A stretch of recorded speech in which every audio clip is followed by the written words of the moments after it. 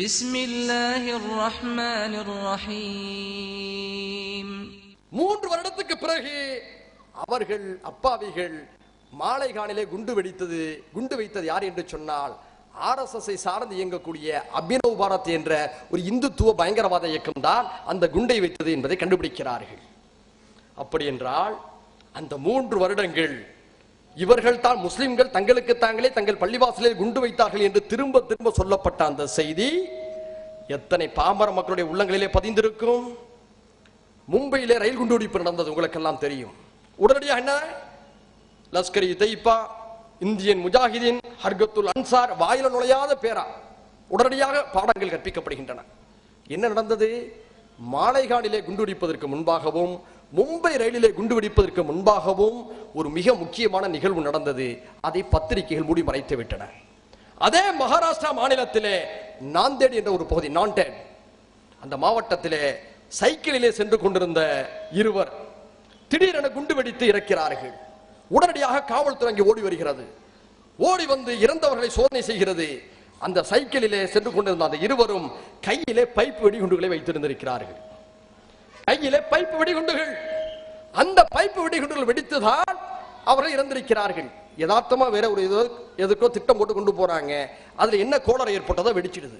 உடனடியாக அந்த 2 பேர் யாருன்னு சொல்லி காவல்துறை, நாந்தேட் காவல்துறை களத்தில் இறங்குது. அந்த 2 பேரும் RSS சார்ந்த பஜ்ரங் தளம் என்ற அமைப்பை சார்ந்தவர்கள். உடனடியாக காவல்துறை அந்த பஜ்ரங் தளம் அலுவலகம் இருக்கக்கூடிய பகுதியிலே சோதனை போடுகிறது. சோதனை போட்ட பொழுது அந்த பஜ்ரங் தளம் அலுவலகத்துக்கு கீழே ரகசிய வெடிமருந்து தொழிற்சாலை இயங்கிக் கொண்டிருந்தது. செய்தி ஊடகங்கள் அதை அப்படியே மறைத்து விட்டன. அதைவிட மிகப்பெரிய அபாயம் என்னவென்று சொன்னால், அந்த ரகசிய வெடிமருந்து தொழிற்சாலைக்குள்ளே முஸ்லிம்கள் அணிந்திருக்கக்கூடிய தொப்பிகள் வரிசையாக வைக்கப்பட்டிருக்கின்றன. முஸ்லிம்கள் அணிவது போன்ற, குறிப்பாக வட இந்திய முஸ்லிம்கள் அணிவது போன்ற ஜிப்பாக்கள் அங்கே தொங்க வைக்கப்பட்டிருந்தன. மிக முக்கியமாக முஸ்லிம்கள் தாடி வைத்திருந்தது போன்ற ஒட்டு தாடிகள் அங்கே வைக்கப்பட்டிருந்தன. நாங்கள் கேட்பது என்னவென்று சொன்னால், பஜ்ரங் தளத்தின் அலுவலகத்திலே போலீஸ் சோதனை போடுகிறது. அங்கே ரகசிய வெடிமருந்து தொழிற்சாலைகள் இயங்கிக் கொண்டிருப்பது கண்டுபிடிக்கப்படுகிறது. அந்த தொழிற்சாலையிலே முஸ்லிம்கள் அணிவது போன்ற தொப்பி, தஸ்பீக் மணி, ஜிப்பா, ஒட்டு தாடி இவையெல்லாம் இருப்பதற்கு என்ன காரணம்? இங்குதான் ஒரு நிகழ்வு நடக்கிறது. மாலைகானிலே குண்டு வெடித்து அங்கே பள்ளிவாசல் இமாமே கைது செய்தார்கள் என்று சொன்னேன் அல்லவா? அங்கே வைத்த குண்டு டிஃபன் பாக்ஸ் குண்டு.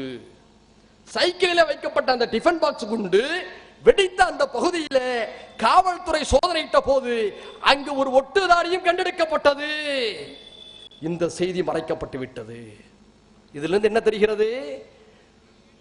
முஸ்லிம்களை போல் தோற்றத்தோடு, முஸ்லிம்களை போல் அடையாளத்தோடு அபினவ் பாரத் என்ற RSS சார்ந்த தீவிரவாத இயக்கம் நாடு முழுக்க குண்டுகளை வைத்துக் கொண்டிருக்கிறது என்பது உறுதிப்படுத்தப்பட்டது.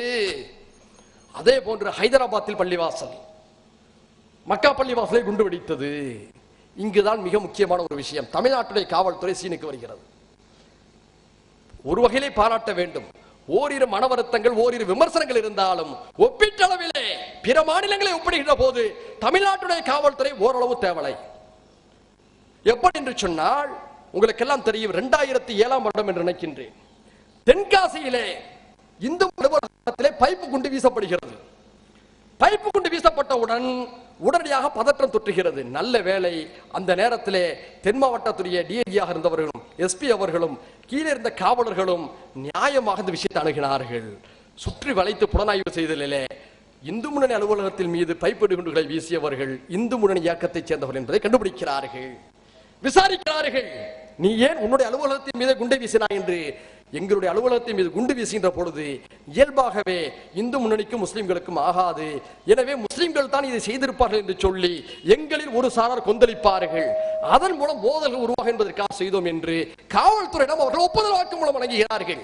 இதில் செய்தி என்னவென்று சொன்னால், தென்காசி இந்து முன்னணி அலுவலகத்திலே வீசப்பட்ட பைப் வெடிகுண்டிலே இருந்த மூலப்பொருள்கள், ரா மெட்டீரியல்ஸ், அந்த மூலப்பொருள்களும் ஹைதராபாத் மக்கா பள்ளிவாசலிலே வைக்கப்பட்ட குண்டில் இருந்தக்கூடிய மூலப்பொருட்கள், ரா மெட்டீரியல்ஸும் ஒன்றை ஒன்று தொடர்பாக இருக்கின்றன என்று தமிழக காவல்துறை பத்திரிகையாளருக்கு முன்பு அறிவித்தது.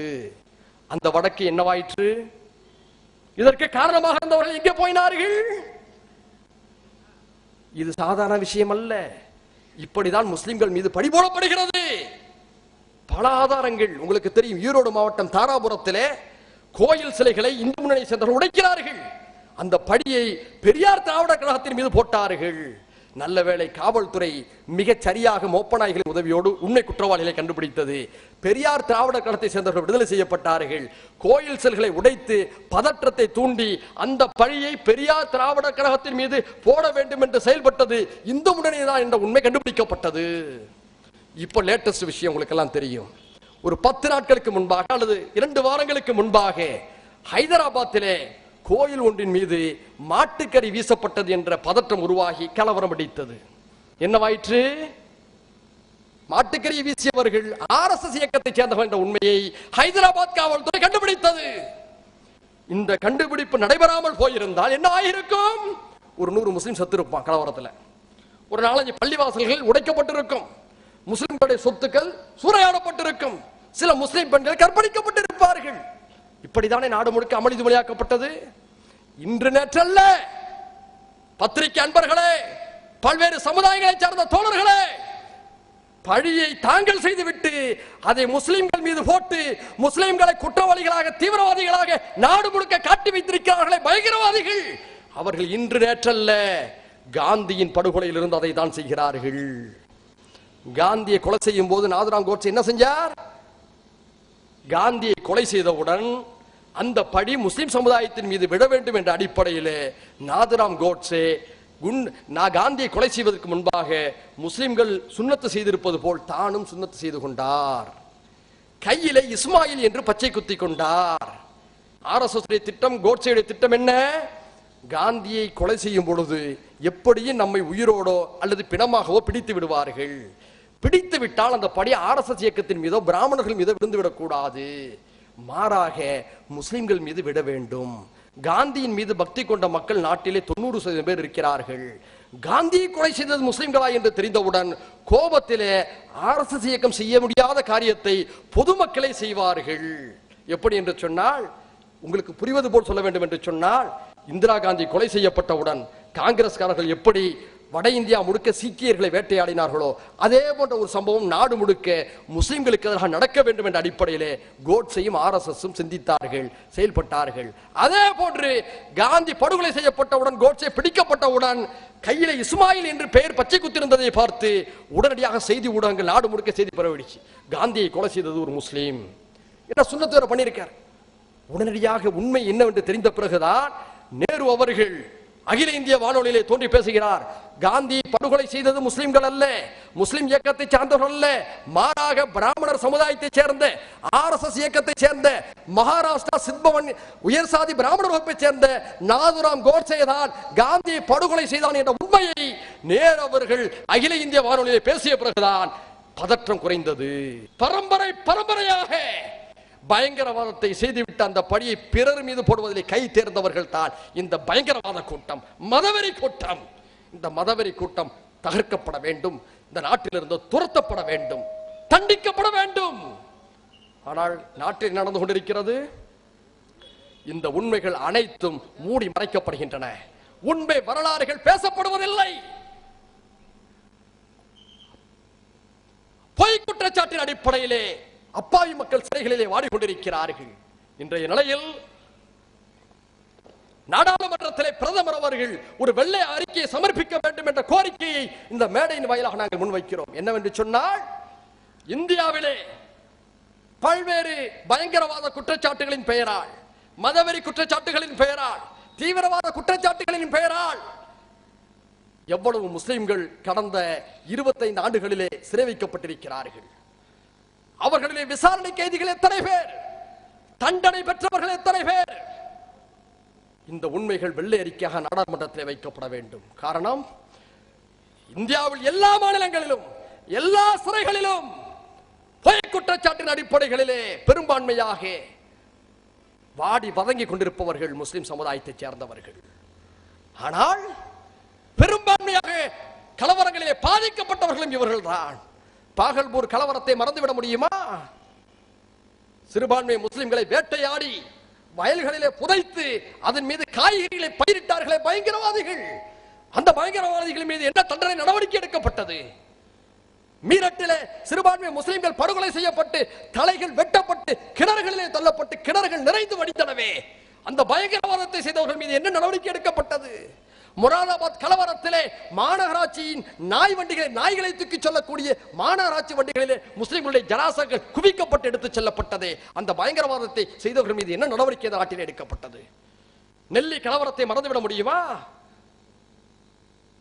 எந்த கலவரத்தை சொல்வதை, எந்த கலவரத்தை நாங்கள் மறக்க நினைப்பது? மிகப்பெரிய கலவரம் உச்சகட்டமாக நடந்தது எது? குஜராத் கலவரம். 3000 முஸ்லிம்கள் வெட்டி கொலை செய்யப்பட்டார்கள். தான் ஏன் சாகிறோம் என்று தெரியாமல் பச்சிலம் குழந்தைகள் முஸ்லிம் தாய் தந்தைக்கு பிறந்தார்கள் என்பதற்காக கருவறுக்கப்பட்டார்கள். வயசுக்கு வராத பெண்கள் கூட கற்பழிக்கப்பட்டார்கள்.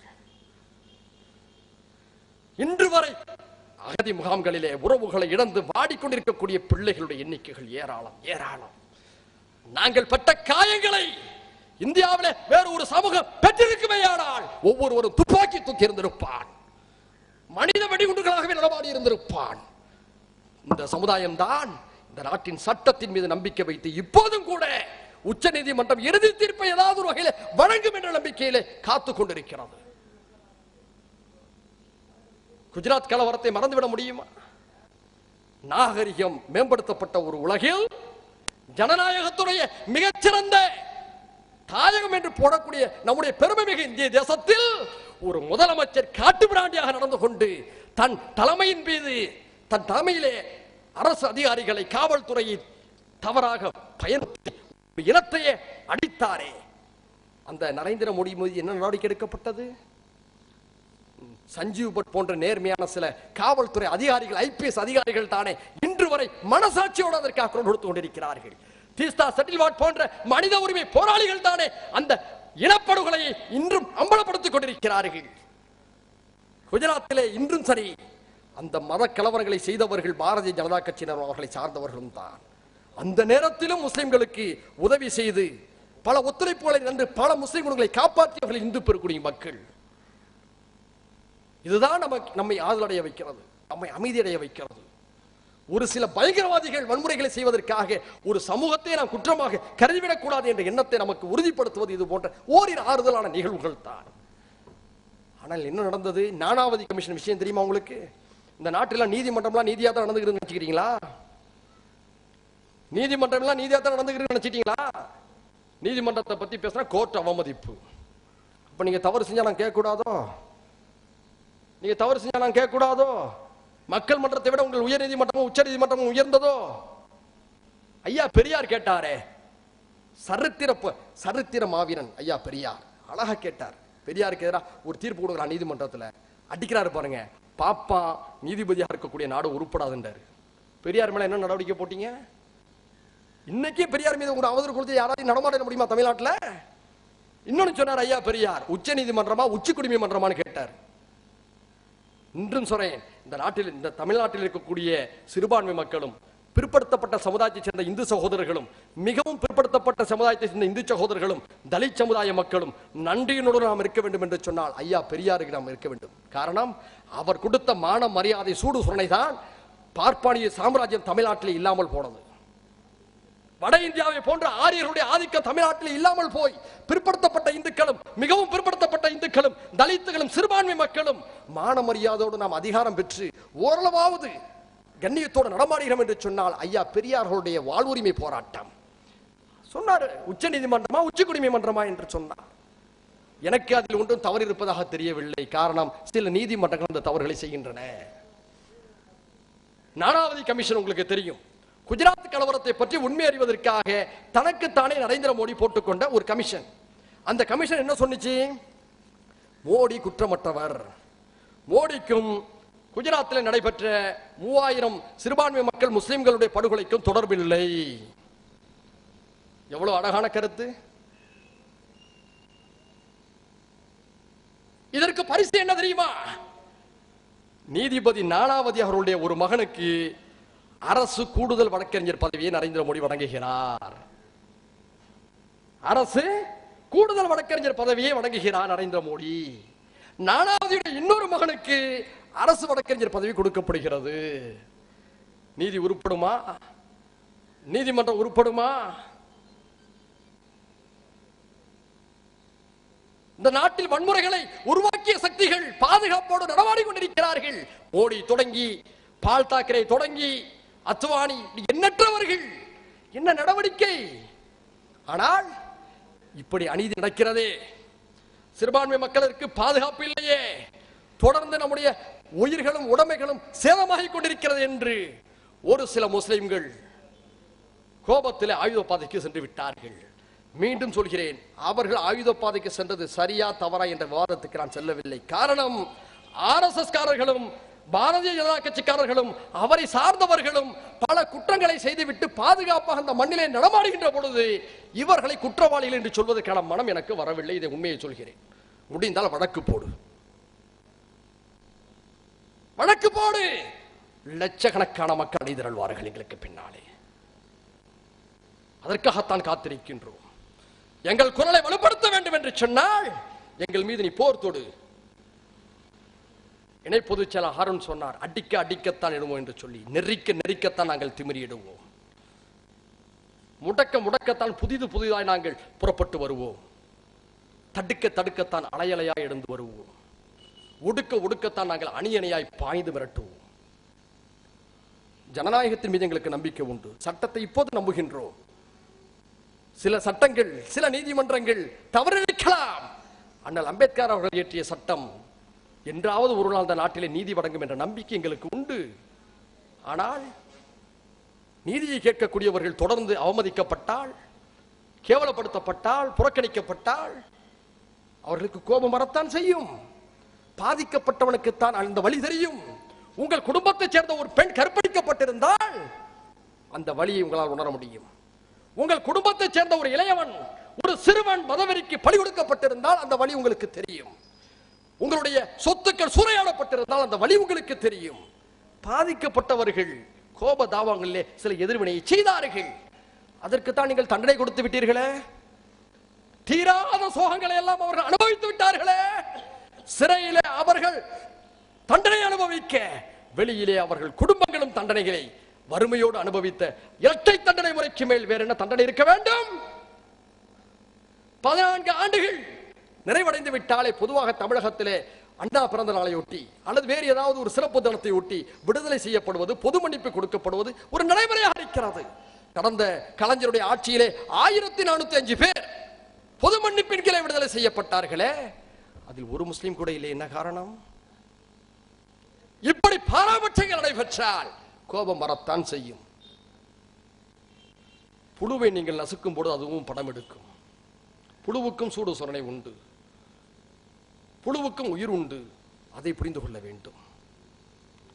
ஒரு பூனை திறந்த வெளியில இருந்தால் அது நம்மை கண்டு பயந்து ஓடும்.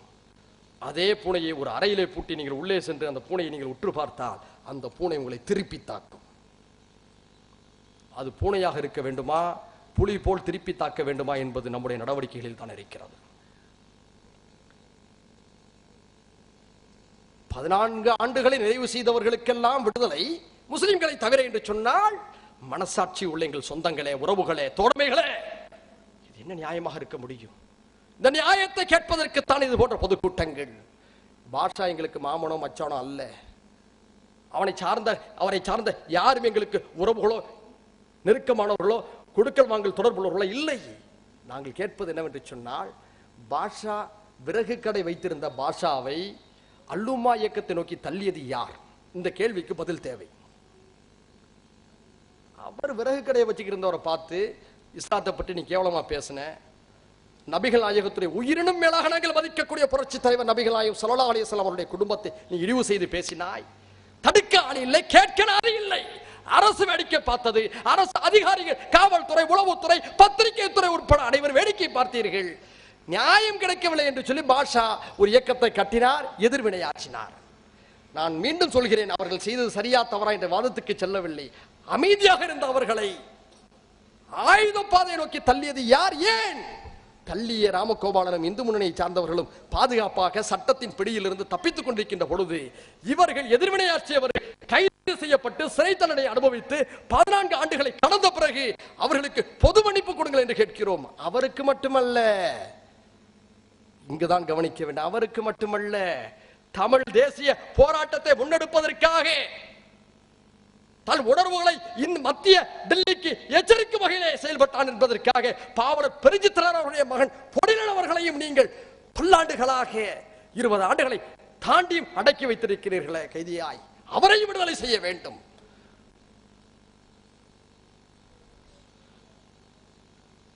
நளினி ராஜீவ் படுகொலையை நாங்கள் ஒரு காலத்திலும் ஆதரிக்க மாட்டோம்.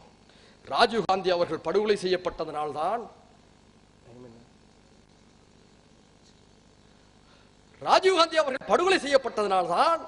சர்வதேச அரங்கிலே இந்தியாவுடைய அரசியல் ஆளுமை பாதிப்புக்கு உள்ளானது. ராஜீவ் காந்திக்கு பிறகு சர்வதேச அரசியலை ஆளுமை செய்யக்கூடிய ஒரு பிரதமர் கூட நமக்கு இல்லை. இப்போதெல்லாம் பொதுவாக எல்லோருமே பன்னீர்செல்வங்களையும் மன்மோகன் சிங்களையும் தான் விரும்புகிறார்கள். அறிவு அதிகமாக ஆற்றல் அதிகமாக இருந்தால் அவர்கள் எல்லாம் ஆபத்தாக கருதக்கூடிய உலகம் பொதுவாக மலர்ந்து விட்டது. என்ன செய்வது? சிந்தனையிலே கோளாறா அல்லது மூளையிலே நோயா என்று தெரியவில்லை. ஆளுமை மிக்க அந்த ராஜீவ்காந்தி அவர்கள் படுகொலை செய்யப்படுவதற்கு அது விடுதலை புலிகள் காரணமா, அல்லது பாகிஸ்தானுடைய ISI பின்னணியில் இருந்ததா, அல்லது ரஷ்யாவோடு தீவிரமாக உறவு கொண்டிருந்தார், இந்த மண்டலத்தை இந்தியாவை வலிமை பொருந்திய சக்தியாக மாற்றுகிற என்ற கோபத்திலே அமெரிக்காவுடைய CIA உளவுத்துறை யாரையும் இயக்கியதா, அதெல்லாம் வேறு விஷயம். ஆனால் ராஜீவ் படுகொலை என்பது எந்த விதத்திலும் மன்னிக்க முடியாத ஒரு பெருங்குற்றம். இந்தியா பல வகையிலும் இன்று கனவுகளோடு வளர்ந்திருக்கிறது என்று சொன்னால் ராஜீவ்காந்தி அவர்களுடைய கனவு திட்டங்கள், உள்ளாட்சி அமைப்புகள் இன்று இந்தியா முழுக்க சிறப்பாக செயல்படுகிறது என்று சொன்னால் அதற்கான சிந்தனையை தூவியவர் ராஜீவ்காந்தி. இன்று நிமிடத்துக்கு நிமிடம் SMS அனுப்பி செல்போன் மூலமாக உலகத்தை நம்முடைய உள்ளங்கையிலே வைத்திருக்கிறோம் என்று சொன்னால் அதற்காக கனவு கண்டவர் ராஜீவ்காந்தி. இன்று தங்க நாற்கர சாலையிலே 5 அல்லது 6 மணி நேரத்திலே சென்னைக்கு சென்று சேர்க்கிறோம் என்று சொன்னால் கனவு சாலைகளை திட்டமிட்டவர் ராஜீவ்காந்தி. சமூக நீதி என்று சொன்னால் VP சிங், நவீன இந்தியா என்று சொன்னால் ராஜீவ்காந்தி என்று சொல்லக்கூடிய ஒரு அற்புதமான தலைவர். ஆனால் அந்த படுகொலையில் நளினியை தொடர்புபடுத்தி அவர் சிறையிலே வாழ்ந்து கொண்டிருக்கிறார். சிறையிலே கர்ப்பிணியாக இருந்து ஒரு பிள்ளையை பெற்று அந்த பிள்ளை வெளிநாட்டிலே படித்து ஒரு தலைமுறையே மாறி போய்விட்டது. 22 ஆண்டுகளை கடந்த நளினிக்கு பொது மன்னிப்பின் கீழ் விடுதலை செய்யக்கூடாதா?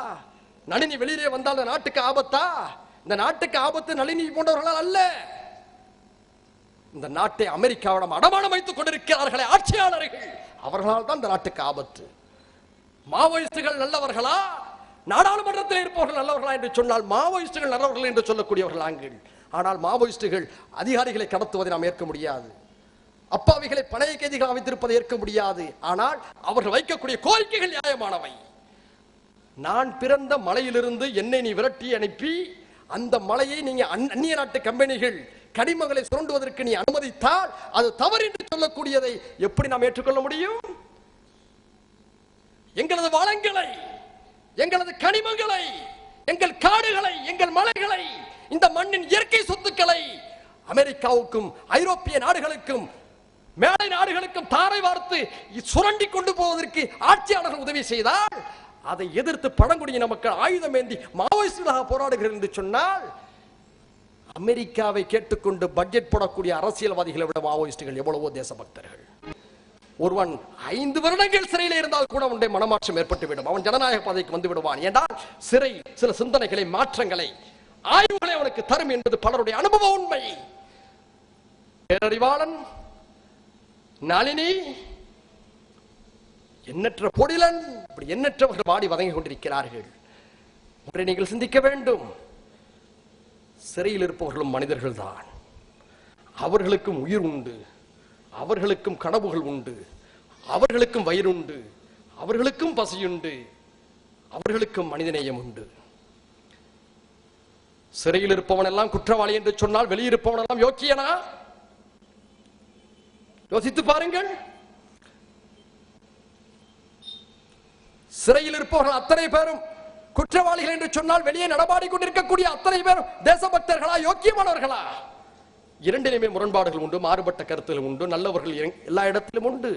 மனிதாபிமானத்தோடு சிறைவாசிகளுடைய பிரச்சனைகள் அணுகப்பட வேண்டும். அவர்கள் இனம் சார்ந்து, மொழி சார்ந்து, மதம் சார்ந்து, சாதி சார்ந்து சிந்திக்காமல் ஏதோ ஒரு உணர்ச்சி வேகத்திலே தவறு செய்திருக்கலாம், அவர்களுக்கு மறுவாழ்வு கொடுப்போம்.